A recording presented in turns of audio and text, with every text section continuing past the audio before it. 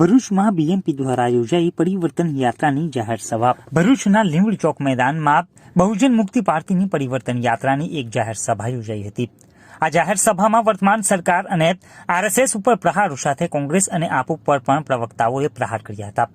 બીએમપીના રાષ્ટ્રીય ઉપાધ્યક્ષ નિશા મેશ્રામે મહિલાઓને લક્ષ્યમાં રાખી સરકારના વાયદા અને પ્રલોભનોમાં ન આવી આઝાદી મેળવવા બહુજન મુક્તિ પાર્ટીને ધ્યાને રાખવા અપીલ કરી હતી।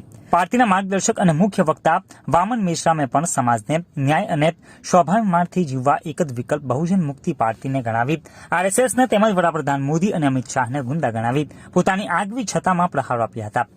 જાહેર સભામાં પાર્ટીના કાર્યકારી અધ્યક્ષ બીકે કેન્યા, પ્રદેશ અધ્યક્ષ ગોવિંદભાઈ પરમાર, ગુજરાતના કાર્યકારી અધ્યક્ષ અરુણ જાંગીર, આઈએલએના મહાસચિવ વિજય ડેનિયલ સહિત મોટી સંખ્યામાં કાર્યકરો અને હિન્દુ મુસ્લિમ જનમેદની ઉપસ્થિત રહી હતી।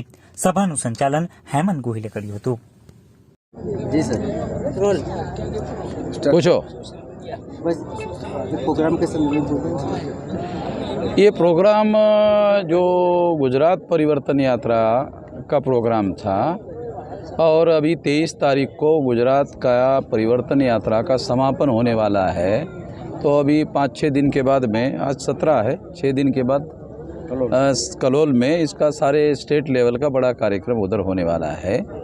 तो ये परिवर्तन के दृष्टि से ये परिवर्तन यात्रा निकाली कि गुजरात में परिवर्तन होना चाहिए, क्योंकि लोग जो है इस बात से परेशान हैं कि ये जाता है तो बी आता है, बी जाता है तो ये आता है, और परिस्थितियों में कोई खास बदलाव होता हुआ दिखाई नहीं देता।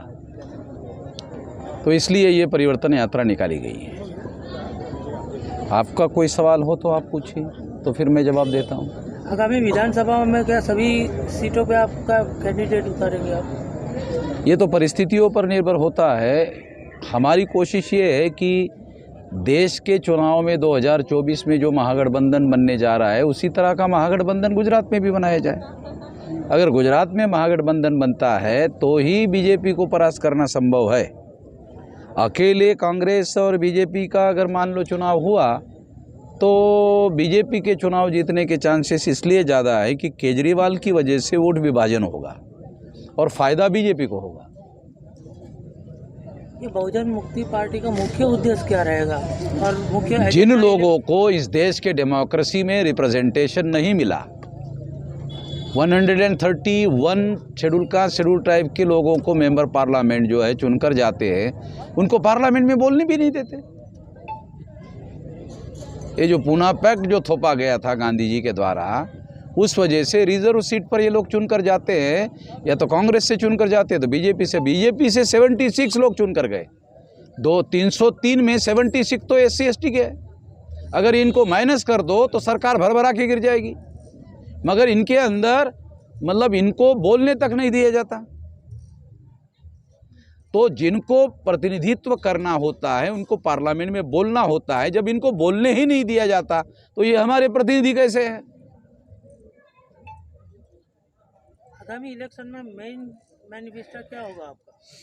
जो ये लोग आज तक मिस मैनेजमेंट करते, मिस रूल करते रहे हैं, एक तो मिस रूल का मामला है, दूसरा ये जो यहाँ इस देश की जो बहुसंख्यक प्रजा है, बहुसंख्यक प्रजा का तो राज ही नहीं है।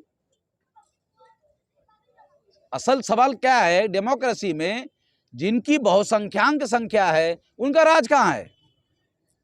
देखो, कांग्रेस ब्राह्मणों ने बनाई हुई पार्टी है, बीजेपी ब्राह्मणों की बनाई हुई पार्टी है।